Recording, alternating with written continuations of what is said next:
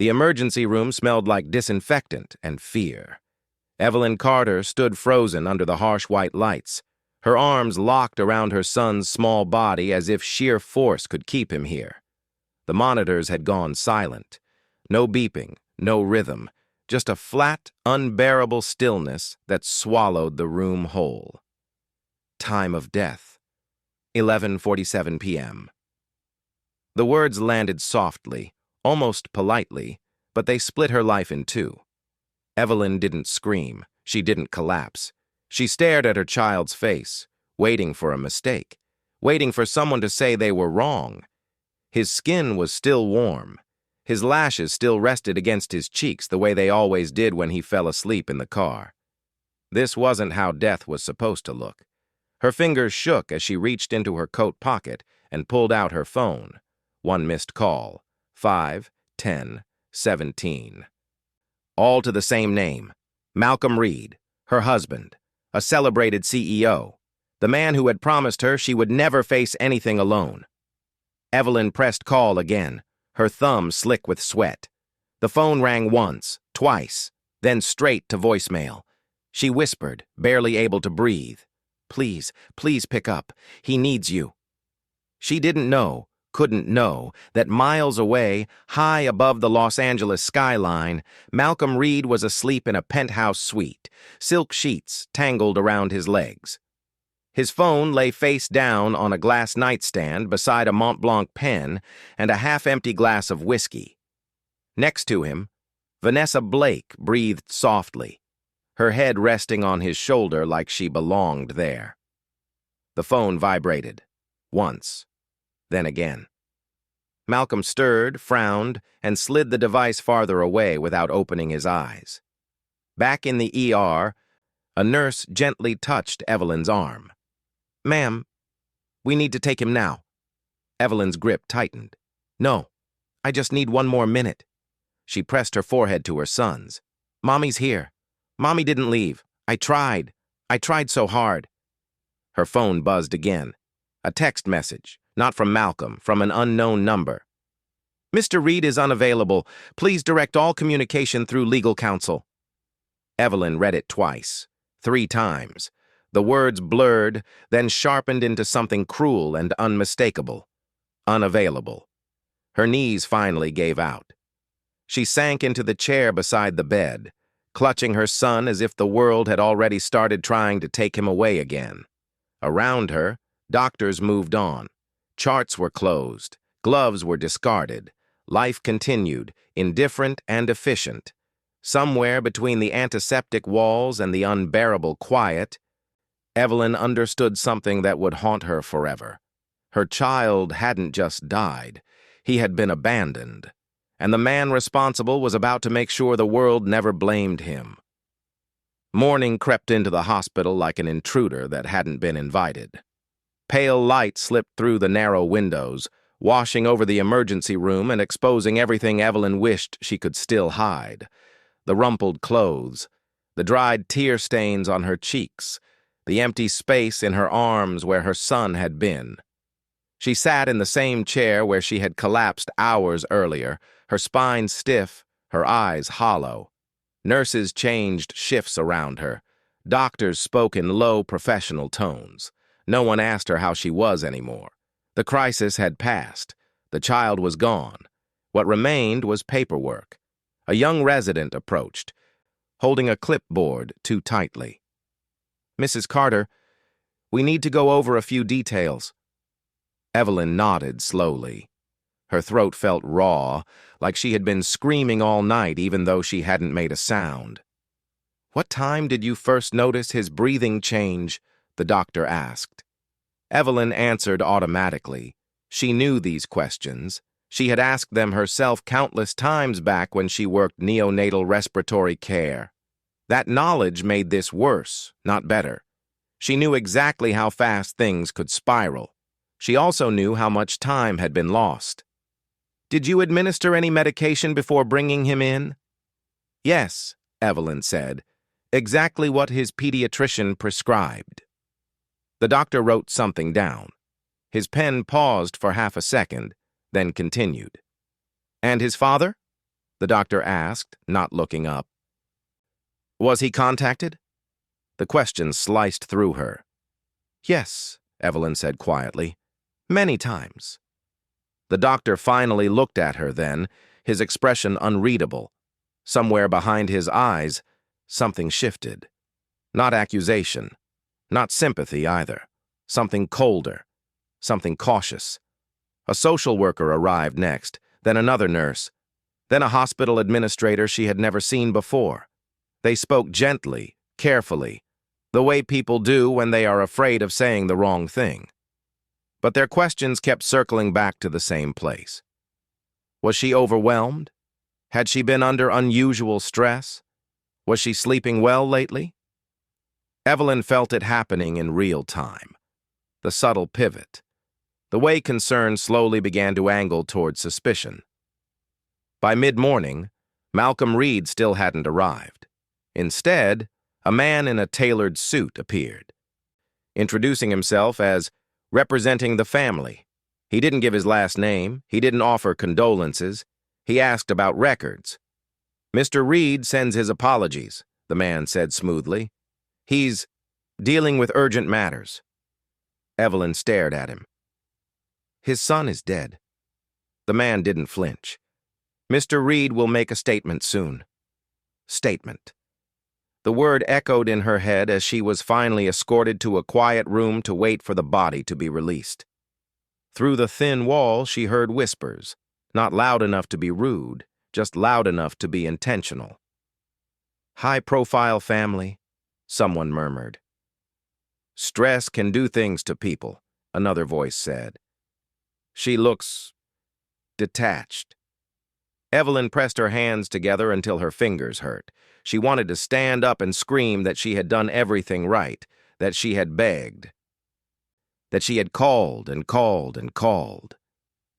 But grief stole her voice. By the time she was allowed to leave, the narrative had already begun to form. A powerful man absent, a child dead, a mother alone. And in the quiet spaces between sympathy and judgment, Evelyn realized the most terrifying truth of all. If she didn't speak soon, others would speak for her. By the time the sun rose over Manhattan, Malcolm Reed was already in control again. The 42nd floor of Bio Reed Systems overlooked the city like a throne above the world. Glass walls framed the skyline, steel and ambition stretching in every direction. Malcolm stood at the head of the boardroom table, jacket perfectly pressed, expression solemn but composed. If anyone looked closely, they would see exhaustion in his eyes, but no one dared to look that closely. This cannot spiral, Malcolm said calmly. Not today. Around the table sat his legal counsel, 2 senior executives and the head of communications. A large screen at the far end of the room displayed pre-market stock numbers, blinking quietly like a heartbeat that mattered more than any other. Our position is simple, said the general counsel. Personal tragedy, no negligence, no internal liability. The communications director nodded. We emphasize compassion, privacy, a grieving family.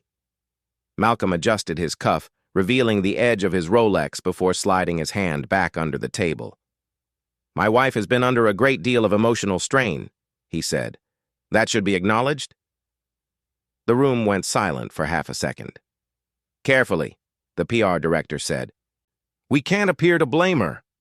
I'm not blaming her, Malcolm replied smoothly. I'm explaining context. On the screen, a draft statement appeared. We ask the public to respect the Reed family's privacy during this extremely difficult time. Malcolm scanned it, then shook his head. Add something about mental health. Subtle, supportive. The PR director hesitated. Mental health can invite speculation. Speculation already exists, Malcolm said. We guide it. A junior executive cleared his throat. Sir, the hospital may release preliminary details. They won't, Malcolm said. I've already spoken to the board chair, and the hospital's legal team understands discretion. No one asked how. As the meeting adjourned, Malcolm remained seated while the others filed out. He opened his MacBook Pro and checked his messages. Missed calls from Evelyn filled the screen. He didn't open them. He archived them. His phone buzzed again. Vanessa Blake. Everything okay? Malcolm typed back quickly. Handle your end. 3 dots appeared, then vanished. Vanessa. Already started. Trust me. Malcolm closed the laptop and leaned back, staring out at the city. Somewhere down there, cameras would soon be pointed at his building. Reporters would ask questions. Investors would watch his face for cracks. He would give them none. At noon, he stepped in front of the press. Black suit, dark tie, perfect posture. My family has suffered an unimaginable loss, he said, voice steady. My wife and I ask for privacy as we grieve. Someone shouted a question about his absence from the hospital. Malcolm didn't flinch. I was informed after emergency measures were already underway. It was technically true, carefully worded, legally safe. Inside a private elevator moments later, Malcolm exhaled slowly. His reflection stared back at him from the mirrored walls. CEO, husband, father. He told himself he could live with this. What he didn't know was that every lie he had just spoken was already leaving a trail. And somewhere far from the cameras, a mother was beginning to understand that the man she married would sacrifice anything to stay untouchable. Vanessa Blake understood something most people didn't. Truth didn't matter nearly as much as timing. Control the first version of the story, and the rest would spend months chasing it. She sat alone in the lounge of a Beverly Hills hotel, legs crossed, tablet balanced lightly on her knee. Outside the tall windows, palm trees swayed in lazy indifference, the city glowing in the late morning sun. Vanessa looked calm, almost bored, as headlines refreshed on her screen. Tech CEO mourns tragic loss of son. Family requests privacy. Not bad, but not finished. She tapped her stylus against the glass, then opened a new document. Internal narrative guidance. Confidential. The words felt satisfying. Powerful. She had built her career shaping chaos into something presentable, something investors could stomach. This was no different. Vanessa typed quickly. Key framing. Maternal stress, recent exhaustion, emotional fragility. She paused, then added a line beneath it. Avoid explicit blame, suggest vulnerability. That was the trick. Never accuse, just imply. Her phone buzzed. Malcolm. Are we clear? His message read. Vanessa smiled faintly before replying. We are, but we need distance. You cannot appear involved in messaging. Seconds later, 3 dots appeared, then disappeared. She knew what he was thinking. He wanted reassurance. He always did. Men like Malcolm believed control was theirs by right, not something that had to be earned or maintained. Vanessa opened her email and began sending messages. To a sympathetic journalist she'd worked with before, to a producer at a morning news show, to a non-profit contact focused on maternal mental health. Each message was gentle, concerned, compassionate. I'm worried about Evelyn, one email read. She's been under immense pressure lately. Vanessa leaned back, exhaling slowly. She didn't hate Evelyn. Hate required effort. This was simpler than that. Evelyn was an obstacle. And obstacles were meant to be managed. A Tiffany blue box sat unopened on the table beside her, a recent gift from Malcolm. Vanessa ignored it. Jewelry was temporary. Influence lasted longer. Her tablet chimed again. A draft article had already come through. Sources close to the family suggest the mother had been struggling emotionally in recent weeks. Vanessa adjusted one sentence, softened another, then approved it. By early afternoon, the narrative had legs. Concern replaced sympathy. Questions replaced condolences. Vanessa watched it unfold with professional detachment, sipping an espresso as if this were any other crisis. But beneath the calm, her mind was calculating. If Malcolm fell, she would fall with him. And she did not intend to fall. She opened a secure folder on her tablet. Inside were emails, call logs, messages she had told herself she would never need. Insurance, she thought. Her phone vibrated again. Malcolm. Evelyn isn't answering my calls. Vanessa's fingers hovered over the screen. She typed back carefully. That's expected. Grief makes people unpredictable. Let legal handle communication. She set the phone down and stared out at the city. Somewhere, Evelyn Carter was sitting alone with a grief too heavy to articulate, unaware that her silence was already being weaponized. Vanessa closed her tablet, gathering her things. The lie was written. Now all it needed was time, and time she knew could destroy anyone who didn't fight back. The church was too bright for a goodbye. Sunlight poured through the tall, stained glass windows, painting the white walls in soft blues and golds that felt almost cruel in their beauty. Evelyn Carter sat in the front pew, her hands folded in her lap, staring straight ahead. She hadn't slept. She hadn't eaten. She felt like her body was present while everything else had already been buried. A small white casket rested at the front of the sanctuary. Too small. People filled the rows behind her. Executives in dark suits, women in muted dresses, faces carefully arranged into expressions of practiced sympathy. They whispered her name as she passed earlier, voices low but sharp enough to cut. That's her.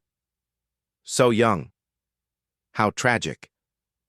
Malcolm arrived late.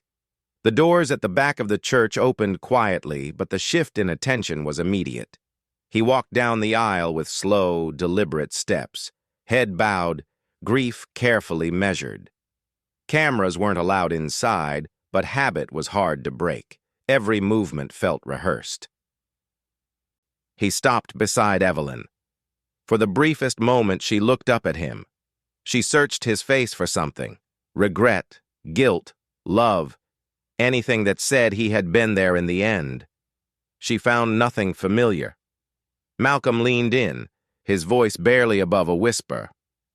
I'm sorry, he said, as if apologizing for being late to dinner. Evelyn nodded once.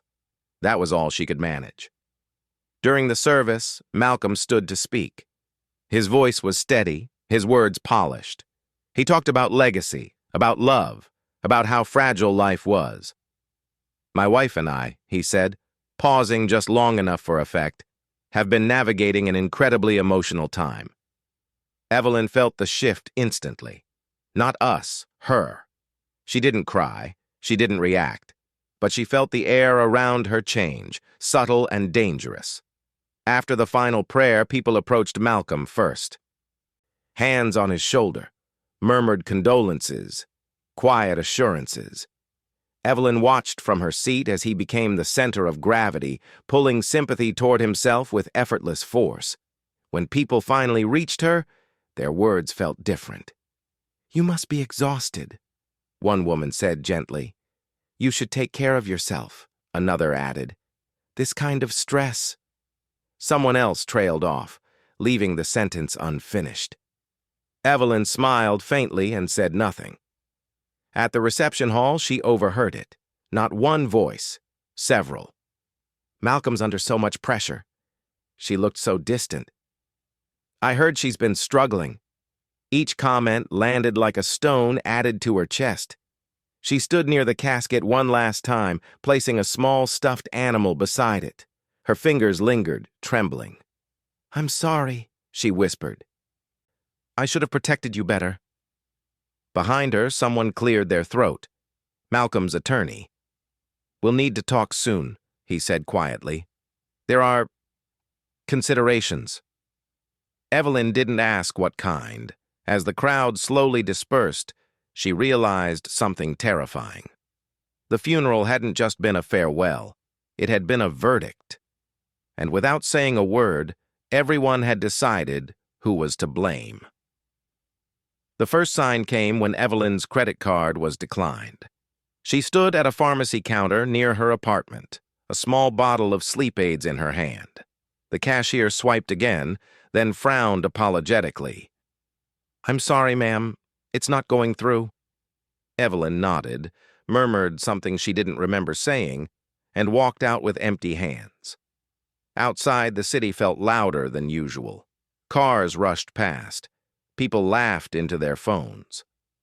Life moved forward with brutal efficiency. She checked her banking app as she walked. The screen loaded, then flashed a message in cold, neutral text. Account access restricted. Please contact your administrator. Administrator. The word didn't belong to her life, but it explained everything that followed. By the time she reached her apartment, 3 emails were waiting, all marked urgent, all from firms she had never personally hired. The first was from a private law office representing Malcolm Reed. It spoke of asset protection and temporary measures during a sensitive period. The second referenced a family trust Evelyn had barely known existed. The third was the one that made her hands shake, a recommendation for a psychological evaluation, not a suggestion, a requirement. An hour later, a black sedan waited downstairs. A woman introduced herself as a care coordinator, her smile calm and practiced. "This is just to support you," she said. "Everyone agrees you've been under extraordinary stress." Evelyn wanted to laugh, or scream, or do something that would prove them wrong. Instead, she sat on the edge of her couch while 2 attorneys explained her situation like a business proposal.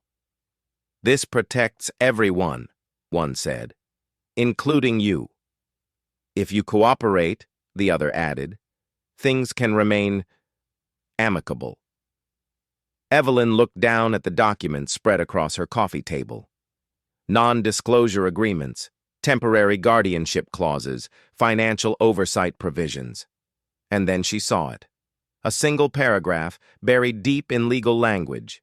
In the event of non-compliance, access to personal funds may be suspended indefinitely. "You're cutting me off," she said quietly. The attorneys exchanged a glance. "This isn't about punishment," one replied. "It's about stability." Evelyn's phone buzzed. "Malcolm." She answered without thinking. "Please," she said before he could speak. "Just tell them to stop." There was a pause on the other end. Then his voice, smooth and distant. "Evelyn, you're not thinking clearly." Something inside her broke open then. "My son is dead," she said. "And you're worried about thinking clearly?" Silence.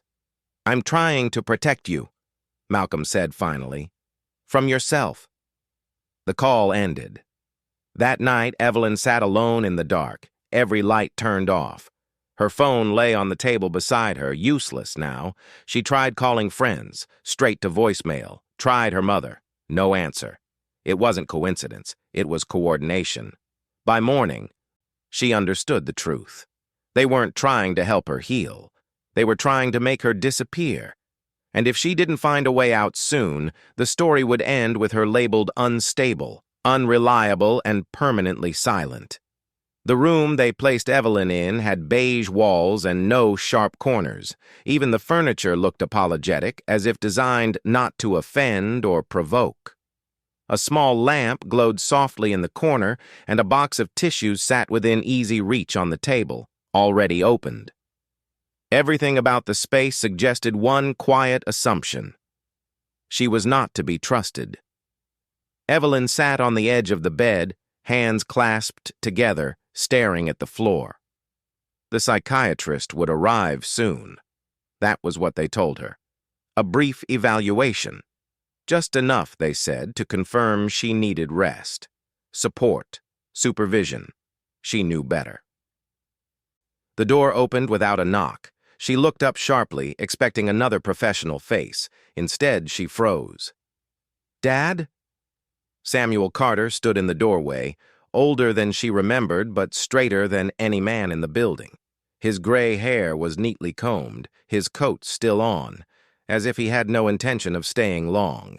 His eyes swept the room in one calm, deliberate motion before settling on her face. "They shouldn't have put you here," he said simply. Evelyn's throat tightened. They said it was temporary. Samuel closed the door behind him. That's what they always say. She stood, legs unsteady. For the first time since her son's death, the pressure in her chest cracked open. They're saying it was my fault, she whispered. Not directly, but everyone knows what they mean. Samuel didn't answer right away. He stepped closer, lowered his voice. Listen to me carefully. You didn't imagine what happened, and you didn't cause it. Tears blurred Evelyn's vision. I called him over and over. I know, Samuel said, because I pulled the logs. Her breath caught. What? I got a call from a colleague at the hospital, he continued calmly. Off the record, he said the timeline felt wrong. Samuel reached into his coat and pulled out a folded packet of papers. He laid them on the small table between them. Phone records, emergency intake timestamps, a printout of a location ping. Evelyn stared at the pages, her hands shaking as she picked them up. This says, her voice broke. This says Malcolm declined the call. Yes, Samuel said. Not missed, declined. The word landed with brutal clarity. Samuel leaned closer. And this location data, it places him at a hotel. Not in transit, not unreachable. Evelyn felt the room tilt. For days, she had questioned herself, her memory, her instincts. Now the truth sat in her hands, undeniable and cruel. They're trying to make me disappear, she said softly. Samuel nodded. Because if you speak, the story changes. A knock came at the door. Samuel didn't turn around. We're not finished. The knock came again, sharper this time. Evelyn straightened slowly. The fear was still there, but something else had joined it. Clarity. For the first time since the night her son died, she understood the shape of the fight ahead. And she was no longer alone. Samuel didn't waste time. Within hours of getting Evelyn released from the evaluation room under family supervision, he turned her small apartment into a quiet command center. The curtains stayed half closed. Phones were silenced. Every movement was deliberate. This only works if we're precise, he told her. Emotion comes later. Evelyn sat at the dining table, still wearing the same sweater from the day before.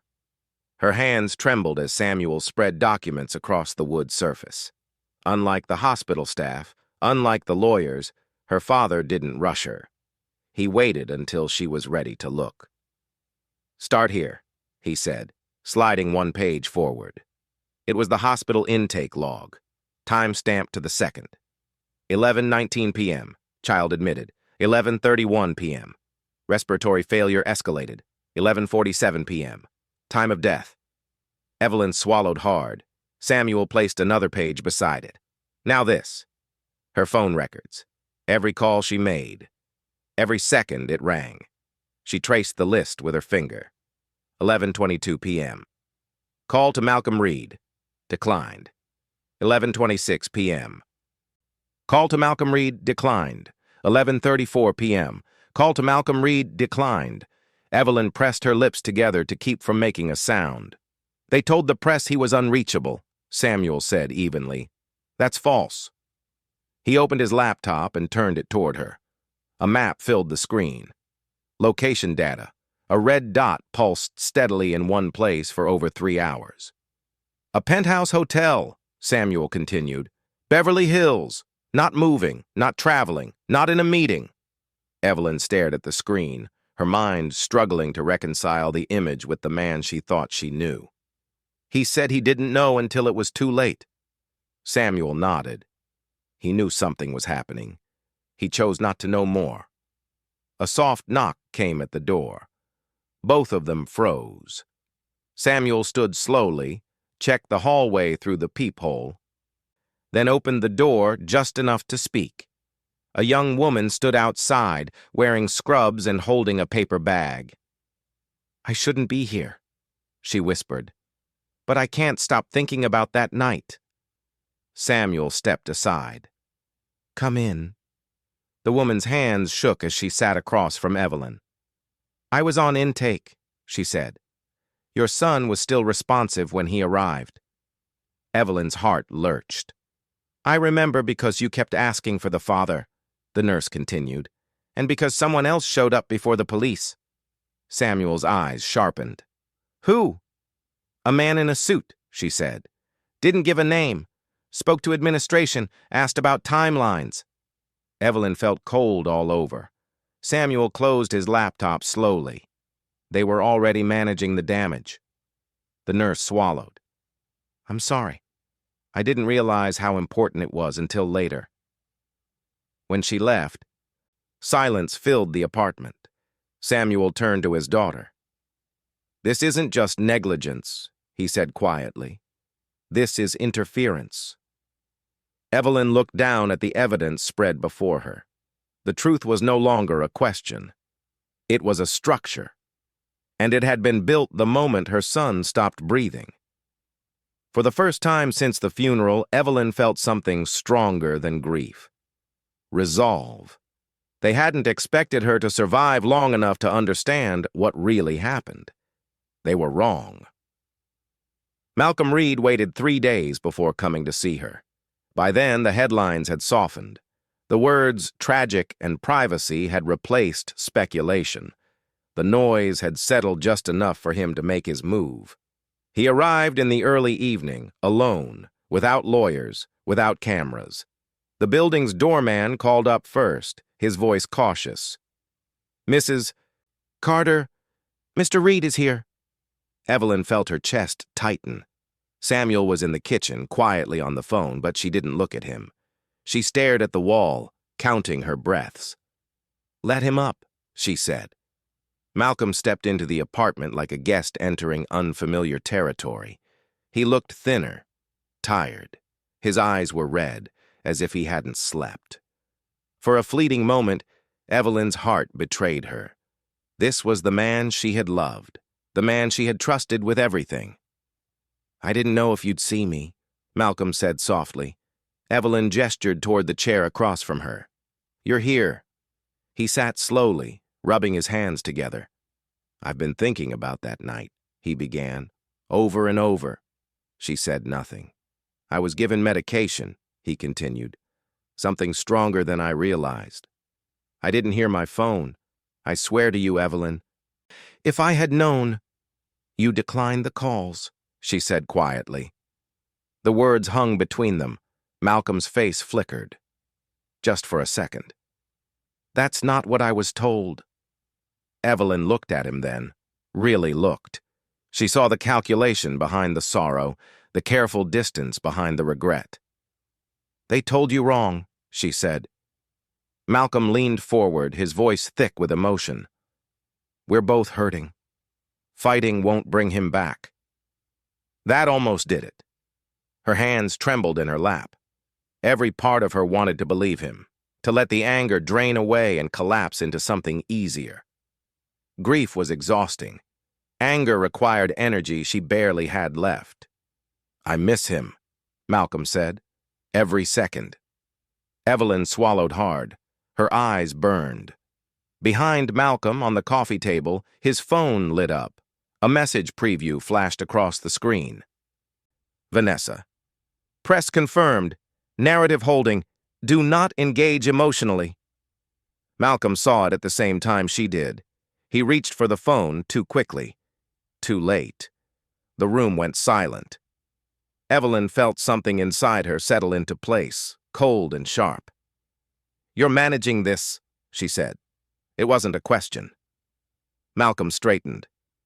"You don't understand how this works." "No," Evelyn replied softly. "I understand perfectly."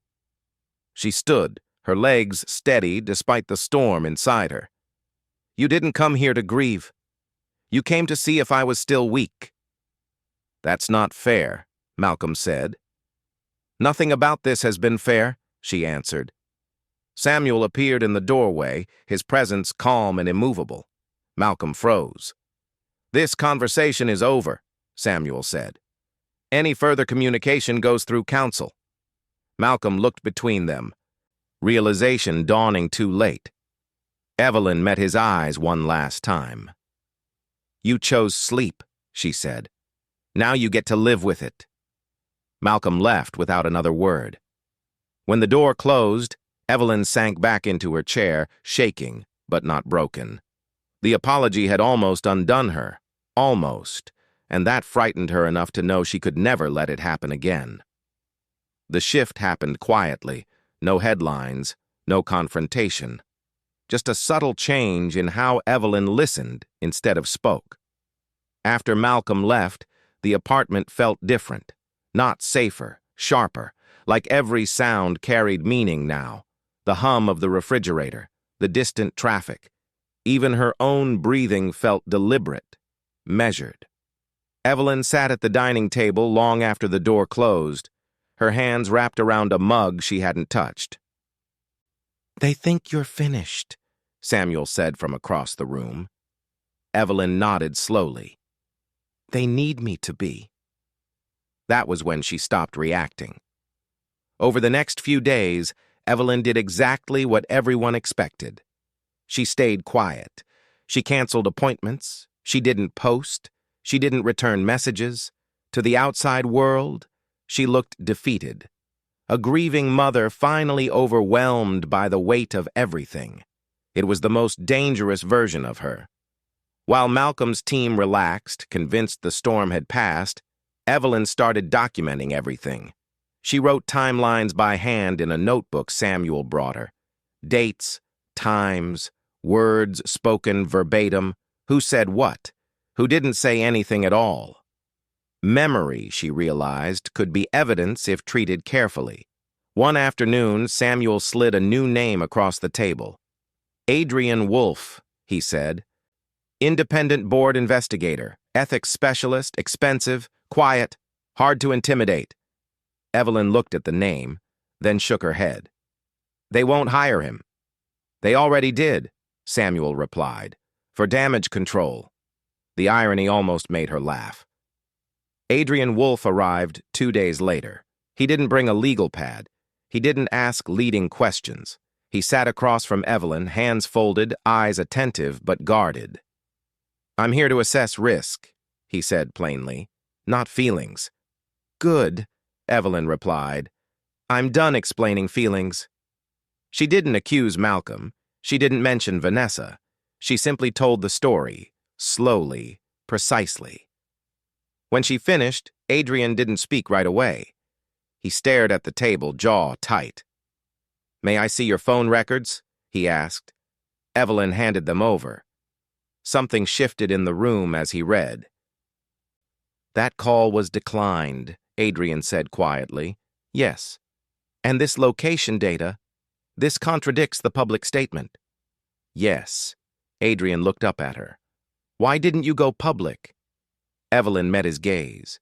"Because truth works better when it arrives with witnesses." For the first time, Adrian's composure cracked. That evening, Malcolm made his final mistake. He sent an email. Not to Evelyn, to Adrian, short, confident, careless. "We trust your discretion in framing this as a private family tragedy. Let's keep speculation minimal." Evelyn read it over Adrian's shoulder. There it was. Not grief, not remorse, strategy. Adrian closed his laptop slowly. "He just assumed I was on his side." Evelyn's voice was calm. "They all do." That night, for the first time since her son died, she slept without medication. The trap was set. And Malcolm Reed had just walked straight into it. Adrian Wolfe didn't rush. That was the part Malcolm Reed never anticipated. In the corporate world Malcolm ruled, speed was dominance. Whoever spoke first controlled the narrative.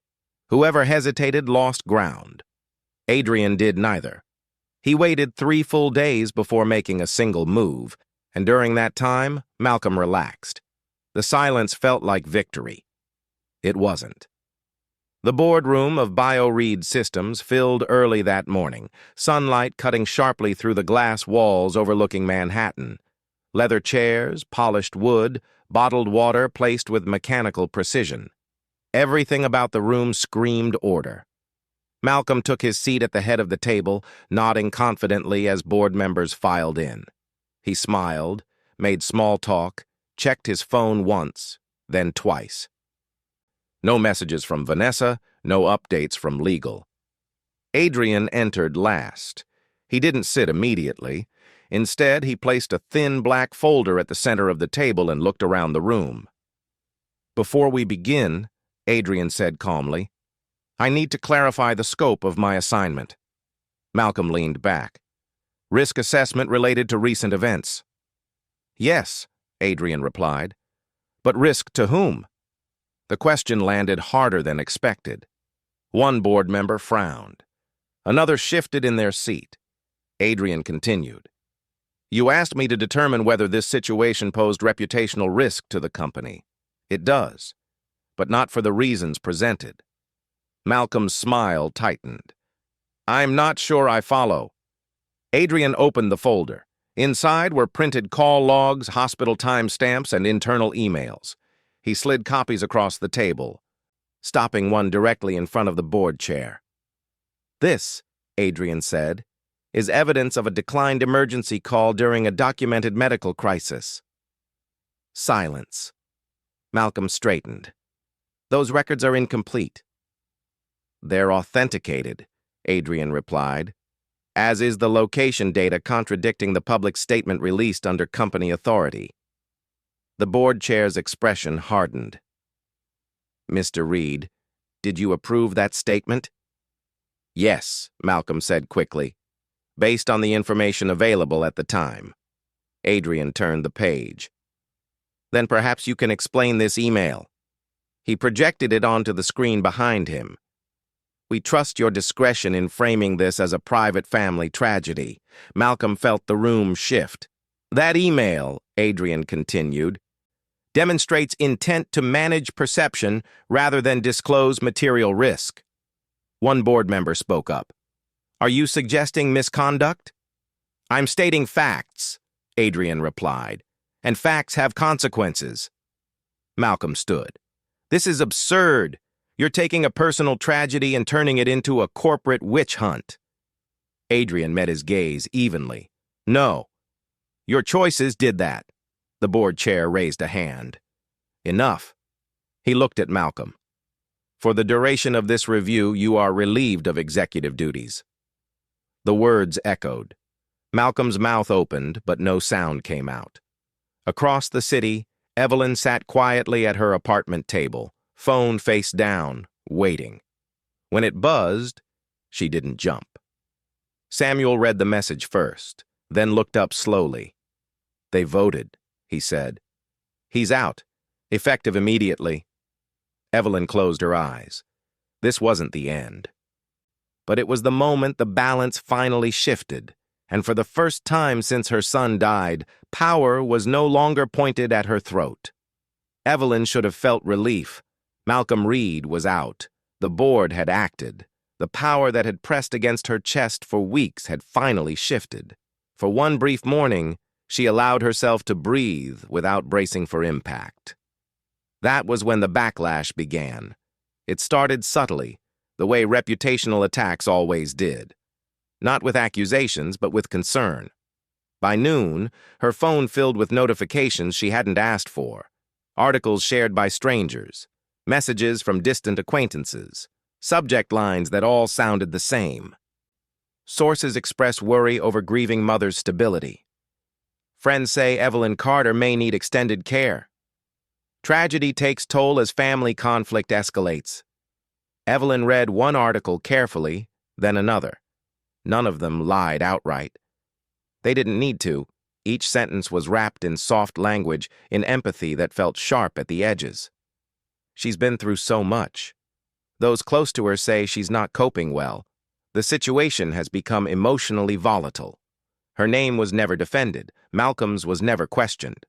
By evening, a black SUV idled outside her building. Samuel watched from the window, jaw tight. "They're not done," he said.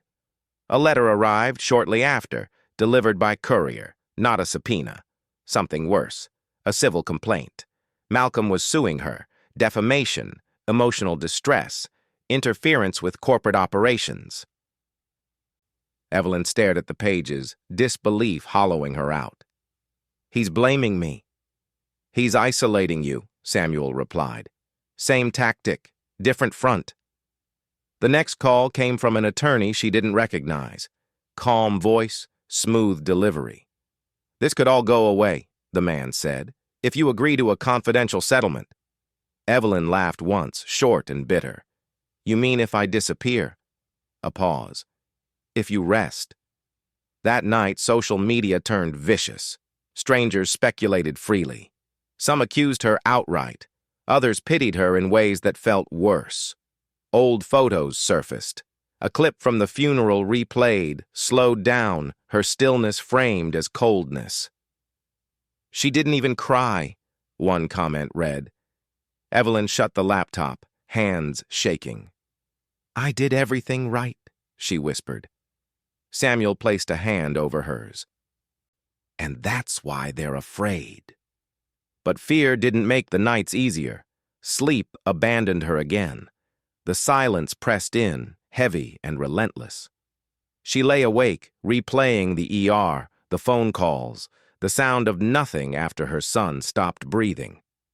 By morning, a court order arrived requesting a mental fitness evaluation tied to the lawsuit. They were trying to rebrand her grief as instability. Adrian called just after sunrise.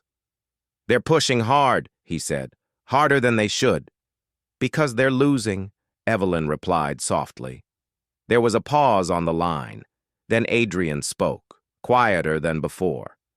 I'm still with you, but this next part won't be clean.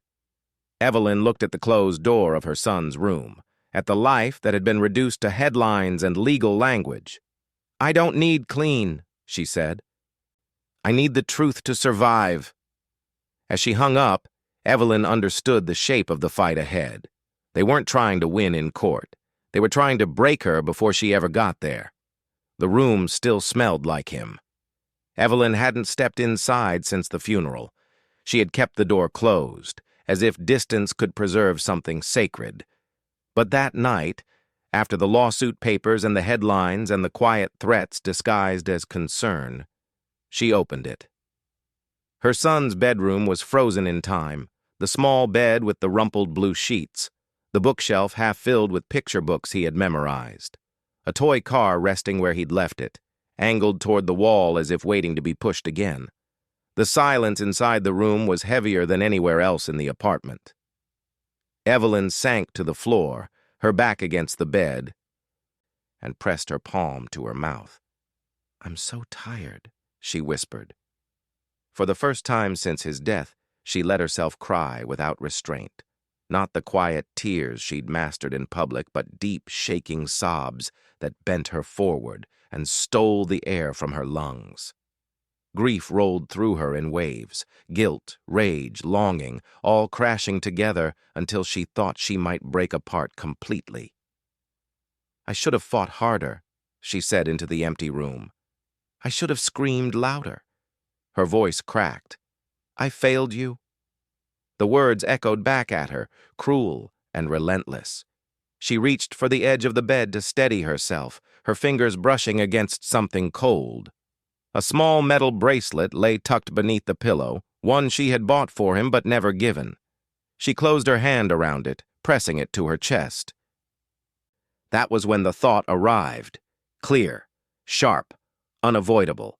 They wanted her to collapse, to doubt herself, to disappear quietly so their version of the story could become permanent. She stood slowly, wiping her face. Her reflection stared back at her from the mirrored closet door, eyes red, face hollow, but something new burning beneath the exhaustion. Resolve. Samuel knocked softly from the hallway. Evelyn? She opened the door, her posture different now, straighter. They're trying to make me look unstable, she said. So no one believes me. Samuel nodded. That's the strategy. Evelyn inhaled deeply. Then we stop reacting. We document. We wait. Samuel studied her, then gave a small nod. That's my girl. Later that night, Evelyn sat at the kitchen table with a single lamp on, a notebook open in front of her. She wrote carefully, her handwriting steady. What happened? What was said? Who was present? Who benefited? She didn't write from anger. She wrote from clarity. Her phone buzzed. A message from Adrian. "They've overplayed their hand," he wrote. "The court order is weak, emotion-based. We can use it." Evelyn typed back slowly. "Then we do it my way." She closed the notebook and looked toward her son's room one last time. "I won't let them erase you," she said quietly. "I promise." In that moment, something inside her shifted permanently. She wasn't fighting for revenge. She was fighting for truth. And for the first time since the night everything ended, Evelyn Carter knew she was strong enough to see it through. The call came just after midnight. Evelyn was sitting at the kitchen table, the notebook still open in front of her, when her phone vibrated softly against the wood. She almost ignored it. Everyone who wanted to reach her lately came with demands, threats, or rehearsed concern. But this number was unfamiliar. She answered without speaking. "Mrs. Carter," a woman's voice whispered, "I don't have much time." Evelyn straightened. "Who is this?" "My name doesn't matter," the woman said quickly. "I was on duty the night your son was admitted. Intake, pediatric ER." Evelyn's heart began to pound. She glanced toward Samuel's closed bedroom door, then lowered her voice. "Why are you calling me now?" There was a pause, a shaky breath on the other end. "Because I saw something that night, and I can't stop thinking about it." The woman explained in fragments, as if afraid the words themselves might be overheard. She described the chaos of the ER, the rush to stabilize a child who was still responsive when he arrived. She remembered Evelyn's voice clearly, steady but breaking, as she asked again and again for the father. "I remember because you weren't hysterical," the woman said. "You were focused. You knew what questions to ask." Evelyn closed her eyes. "And then," the woman continued, "someone else arrived. Not family, not police." Evelyn's breath caught. "Who?" "A man in a suit," the woman said. "He spoke directly to administration, asked about timestamps, about when records would be finalized." Evelyn felt cold spread through her chest. "He didn't come to see the child," the woman added. "He went straight to the back offices." When the call ended, Evelyn sat perfectly still, the phone pressed to her ear long after the line went dead. Samuel was awake when she knocked on his door. "She called me," Evelyn said, her voice tight. "Someone from the ER. She remembers everything." Samuel's expression darkened. "That changes things." By morning, they had arranged a meeting in the safest place Samuel could think of, a crowded diner just outside the city. The woman arrived wearing a baseball cap pulled low, her hands wrapped around a mug she hadn't touched. "I don't want money," she said immediately. "I don't want my name out there." "You won't be exposed," Samuel assured her. "But we need your statement, on record." The woman nodded, tears pooling in her eyes. "They altered the flow that night. I didn't realize it until later. They locked certain reports before physicians finished charting." Evelyn's hands trembled under the table. "Do you know who sent him?" Samuel asked. The woman hesitated. "I heard a name. Vanessa. She was on the phone with him." Silence fell between them. When the woman left, Evelyn felt the weight of it all settle into something solid and undeniable. This wasn't just about Malcolm ignoring calls. This was about intervention, about control, about rewriting reality in real time. Adrian arrived later that afternoon, his face grave as he reviewed the witness statement. "This is no longer a civil matter," he said quietly. "This is obstruction." Evelyn stared out the window, watching traffic crawl past. "They thought I was alone," she said. Samuel placed a hand on her shoulder. "They underestimated the truth." Evelyn turned back to the table, her resolve hardening. For weeks, they had painted her as unstable. Now she had something far more dangerous than anger. She had a witness. And this time, the story would not be rewritten. The first domino fell quietly, the way the most devastating ones always did. Evelyn wasn't present when it happened. She was sitting at her kitchen table with Samuel, the witness statement spread between them, when Adrian called. His voice was controlled, but she heard the tension beneath it. "The hospital just froze access to its internal audit files," he said. "That's not standard." Samuel's eyes narrowed. "Someone leaned on them." "Yes," Adrian replied. "And that someone didn't realize how visible the pressure would be." Within hours, the board at BioRead Systems received a second packet. This one not from Adrian, but from an independent compliance firm, triggered automatically when certain keywords appeared in internal correspondence. Words like obstruction, altered records, executive interference. Malcolm Reed was no longer managing a scandal. He was triggering alarms. At an emergency board meeting, Malcolm sat rigidly in his chair, jaw clenched, as the general counsel spoke. "This has escalated beyond reputational exposure," she said. "If regulators believe corporate resources were used to interfere with a medical investigation..." Malcolm stood abruptly. "This is a personal attack." The board chair didn't flinch. "Then explain why company funds paid for a crisis consultant to contact hospital administration before law enforcement." Silence. Across the city, Evelyn felt the shift before she saw it. The air in the apartment seemed lighter, sharper. Her phone buzzed non-stop, messages from numbers she didn't recognize, reporters suddenly polite instead of accusatory. One message stood out. Unknown number. "Ms. Carter, this is the district attorney's office. We'd like to speak with you." Evelyn closed her eyes. That afternoon, Adrian met her and Samuel in a quiet conference room borrowed from a non-profit legal clinic. He placed a single document on the table. "Vanessa Blake retained private counsel," he said. "She's negotiating immunity." Samuel exhaled slowly. "She's folding." "She's saving herself," Adrian corrected. "And in doing so, she's confirming everything." Evelyn felt a chill run through her. Vanessa hadn't acted out of guilt. She had acted out of fear. But fear, Evelyn knew, was still useful. At the same time, Malcolm's public image began to fracture. Not all at once, just enough to be irreversible. A business columnist questioned the timing of his leave. A medical ethics group requested transparency. An investor quietly sold a large stake. That evening, Malcolm tried to call Evelyn. She let it go to voicemail. The message was different this time. No control, no polish. "We need to talk," he said. "This has gone too far." Evelyn deleted it without listening again. By nightfall, the district attorney formally opened an inquiry, not into a grieving mother, but into coordinated interference following a child's death. Samuel looked at his daughter, pride and sorrow tangled in his expression. "They don't get to decide the ending anymore." Evelyn nodded, her voice steady. "They never should have." For weeks, they had tried to erase her.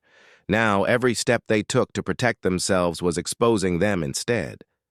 The illusion of power was cracking, and this time, it wasn't going to be repaired.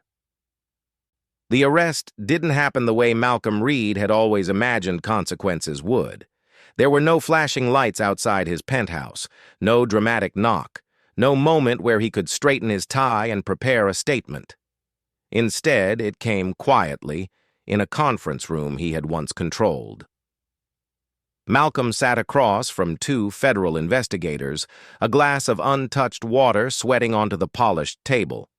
He had arrived believing this was a formality, a clarification, another meeting he could manage with the right tone and the right words. He was wrong. "We're investigating potential obstruction of a medical inquiry," one of the investigators said evenly, "and misuse of corporate resources following the death of a minor." Malcolm smiled faintly. "This is a misunderstanding?" The second investigator slid a folder across the table. "This is a timeline." Malcolm didn't open it. "It includes call logs," the investigator continued. "Location data, hospital access records, payments authorized through your company." Malcolm's smile faltered. Across the city, Evelyn sat in a quiet interview room at the district attorney's office. The walls were plain, the chair uncomfortable. But for the first time, the imbalance of power was gone. She wasn't pleading. She was answering questions. "What happened when you tried to contact your husband?" the prosecutor asked. Evelyn took a breath. "He declined the calls." "Did anyone from his company contact the hospital that night?" "Yes." She described the man in the suit, the locked reports, the altered flow.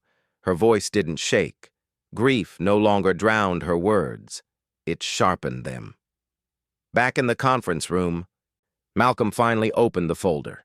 His own name stared back at him from every page. Authorized payment, declined call, email directive.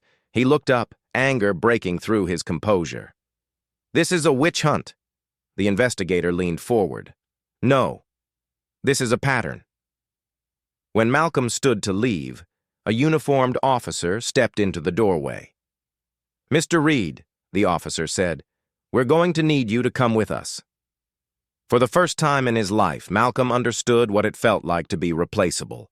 No board stepped in, no assistant intervened, no phone call stopped what was already in motion. By the time the news broke, the language was careful but unmistakable. Former CEO under investigation. Corporate interference alleged. No charges yet, sources say. Evelyn read the headline on her phone. Sitting beside Samuel on a bench overlooking the city. She felt no triumph, no relief, just a quiet, steady calm. "They're finally saying it out loud," she said. Samuel nodded. Truth doesn't rush, but it arrives. That evening, Adrian called. "It's moving fast," he said. "Vanessa gave them everything. Emails, instructions, names." Evelyn closed her eyes. The weight she had been carrying for weeks shifted, just slightly. Malcolm had built his life on being untouchable. Now, stripped of title and protection, he was just a man answering questions he could no longer control. And for the first time since her son died, Evelyn felt something close to balance. Not revenge, justice beginning to take shape. The first time Malcolm Reed appeared in public after the investigation began, no one recognized him right away. He stood at the edge of a courthouse hallway, shoulders tense, jaw unshaven, his once perfect posture slightly bent forward as if gravity itself had changed. There were no assistants flanking him, no polished statements prepared in advance, just a man waiting for his name to be called. Reporters noticed him before he noticed them. Cameras lifted, whispers rippled through the corridor. "That's him." "The CEO." "No, former CEO." The word former followed him now, clinging tighter than any title ever had. Inside the courtroom, Malcolm sat beside his attorney, fingers interlocked so tightly his knuckles blanched. He kept his eyes forward, refusing to look back at the gallery filling behind him. Investors, journalists, observers who once sought his approval, now studied him with detached curiosity. Evelyn wasn't there. She didn't need to be.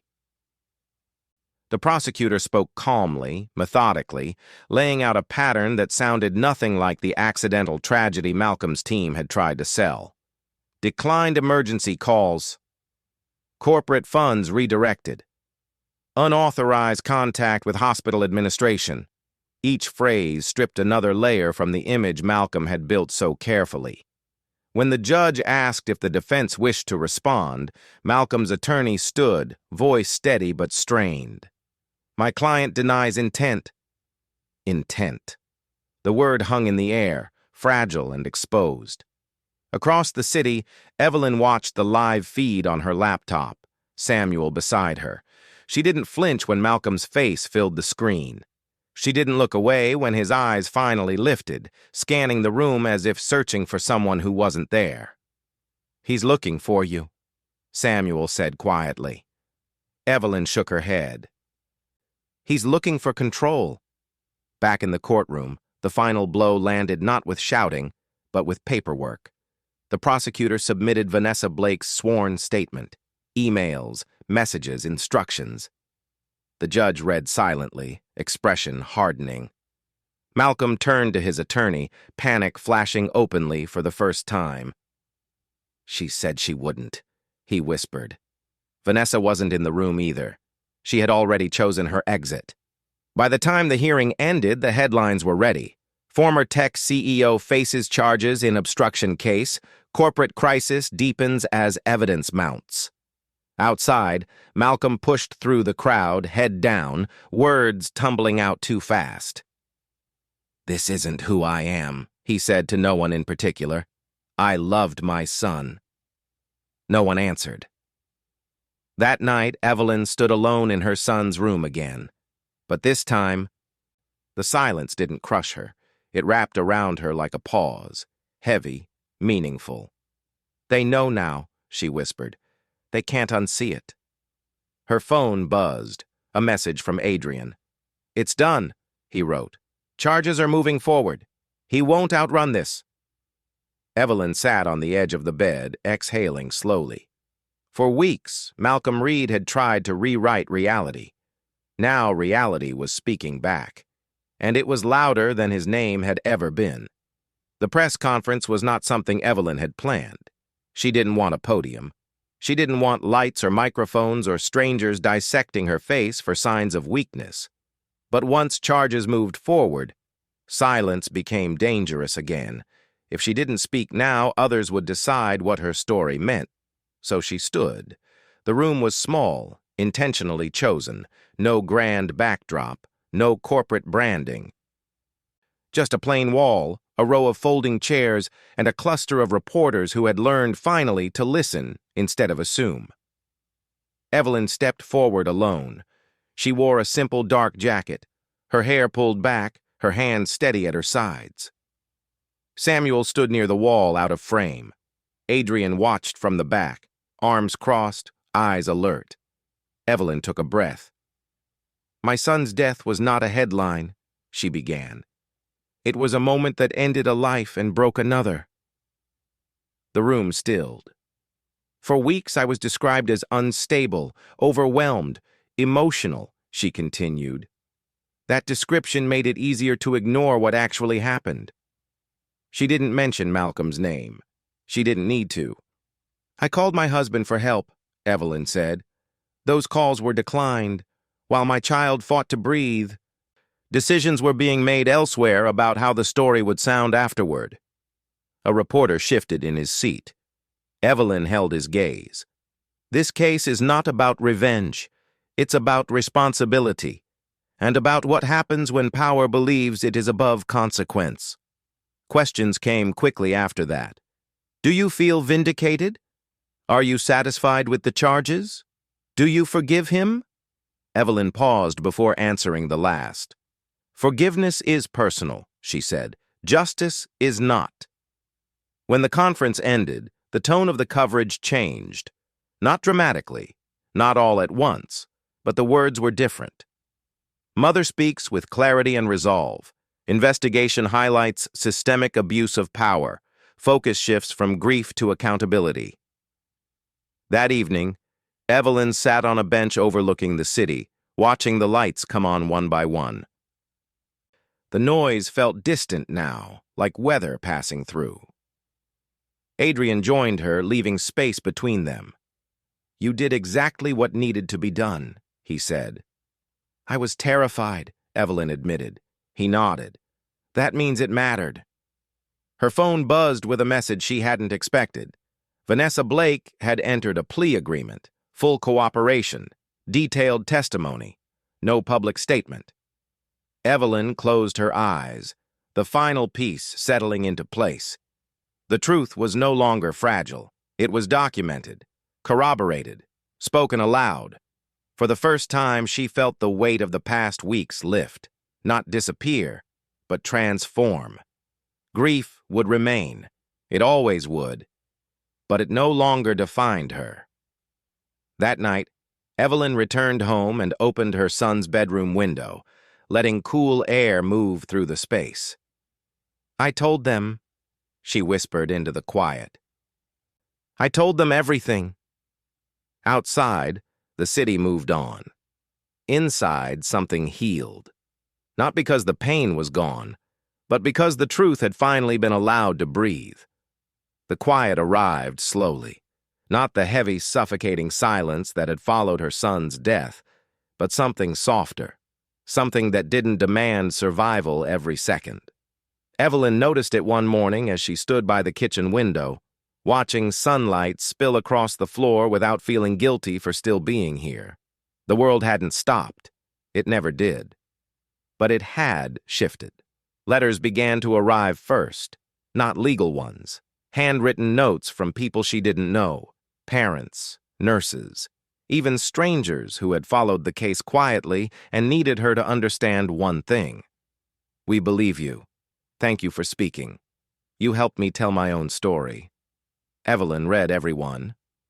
With the charges moving forward, the lawsuits against her dissolved one by one. The civil case Malcolm had filed was withdrawn without explanation. The court-ordered evaluations vanished as if they had never existed. What remained was her name, no longer framed by doubt, but by clarity.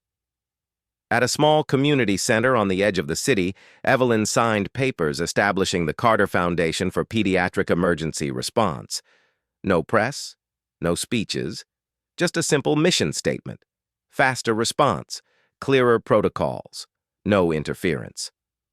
Samuel watched from a chair nearby, his hands folded, his expression proud and tired all at once. "Your mother would have liked this," he said softly. Evelyn smiled. "I hope so." Adrian arrived late, apologetic, still dressed in a suit from a meeting he hadn't been able to escape. He hovered near the doorway, uncertain, until Evelyn caught his eye. "You stayed," she said. "I meant to," he replied. They walked outside together, the late afternoon warm but gentle. For weeks, their connection had existed in small, steady moments, shared documents, late calls, quiet understanding. Nothing rushed, nothing demanded. "I don't know what comes next," Evelyn admitted. "For me." Adrian stopped walking. "You don't have to know yet." She looked at him, really looked, and felt something unfamiliar but welcome unfold in her chest. Not replacement, not distraction, choice. That night, Evelyn returned home and sat on the floor of her son's room, not in grief, but in memory. She held the small bracelet she'd found weeks earlier and placed it in a wooden box beside photos and drawings. "You're still with me," she whispered, "just differently." Her phone buzzed. A message from Adrian. "Dinner tomorrow?" No agenda. Evelyn smiled, the expression surprising but genuine. Across the city, Malcolm Reed sat alone in a rented apartment, his name stripped of power, his future uncertain. Court dates loomed. Deals were gone. Friends were quiet. The scales had not tipped gently. They had corrected themselves. Evelyn turned off the light and lay down to sleep. Not from exhaustion, but from peace. For the first time, she wasn't being defined by what she had lost. She was being shaped by what she had chosen to build. The wedding was small by design. No ballroom, no headlines, no need for witnesses beyond the people who mattered. The ceremony took place on a quiet afternoon at a botanical garden just outside the city, where sunlight filtered through tall trees and the air smelled faintly of earth and new leaves. Evelyn stood beneath an arch of simple white flowers, her hands steady, her heart full in a way she had once believed was no longer possible. She wore a plain ivory dress, no jewels, no symbols of victory, just peace. Adrian stood across from her, eyes soft, expression unguarded. When he took her hands, there was no rush, no performance, only intention. Samuel sat in the front row, older now, the lines on his face deeper, but his posture relaxed for the first time in months. When Evelyn met his eyes, he smiled and nodded once. "You're safe," his look said. "You're home." As they exchanged vows, Evelyn felt the quiet weight of everything that had brought her here. The nights she thought she wouldn't survive, the rooms where she had been labeled unstable, the voice that had nearly convinced her she was alone. She wasn't. "I don't promise you a perfect life," Adrian said, his voice steady. "I promise you honesty, and presence, and a love that never disappears when it's needed most." Evelyn swallowed hard, then spoke. "I promise to choose life again," she said, "not in spite of what I lost, but because of it." When they kissed, it wasn't triumphant. It was gentle, earned. Later, as guests lingered quietly, Evelyn stepped away for a moment and walked toward a small bench near the garden's edge. She reached into her purse and took out the wooden box she always carried now. Inside, she placed a single white flower beside her son's bracelet. "We're okay," she whispered. "I kept going." Across the country, the final ruling came down quietly. Malcolm Reed accepted a plea deal. Charges of obstruction stood. His reputation never recovered. The company he once ruled cut ties completely. No speeches, no redemption arc, just consequence. Vanessa Blake disappeared from public view, her testimony sealed, her influence gone. The balance held. As evening settled in, Adrian joined Evelyn on the bench. "Ready?" he asked gently. She nodded. They walked back together, hand in hand, toward a life that didn't erase the past but no longer bowed to it. In the months that followed, the Carter Foundation funded emergency response training in hospitals nationwide. Policies changed, protocols tightened. A quiet legacy took root. Evelyn found joy again, not loud, not careless, but real. Mornings filled with light, evenings with laughter. A future that didn't require her to forget in order to survive. Some stories end in justice, others end in healing. Hers ended in both. So, the story has come to an end.